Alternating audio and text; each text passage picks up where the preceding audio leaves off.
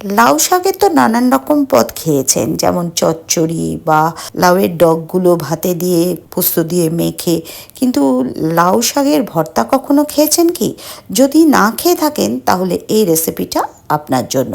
প্রথমেই মসুর ডাল ভালো করে ধুয়ে নিয়েছি আধ বাটি, তার সঙ্গে একটা আলু আর সমপরিমাণে কুমড়ো টুকরো করে দিয়েছি, 3টে কাঁচা লঙ্কা, নুন, হলুদ, সর্ষের তেল আর 7-8টা লাউ পাতা কুচিয়ে পরিমাণ মতো জল দিয়ে সিদ্ধ বসিয়ে দিয়েছি। একটা টমেটো আর 2টো শুকনো লঙ্কা পুড়িয়ে নিলাম। এবারে যখন সবগুলো সেদ্ধ হয়ে যাবে তখন তাতে একটা কুচনো পেঁয়াজ আর কুচনো ধনে পাতা, আবার পরিমাণ মতো একটু সর্ষের তেল দিয়ে সবগুলো ভালো করে মেখে নিন। এবার এই ভর্তা খেয়ে দেখুন সাদা গরম ধোয়া ওঠা ভাতের সাথে। যদি কখনো রেসিপিটা বানান তাহলে জানাতে ভুলবেন না কেমন লাগলো।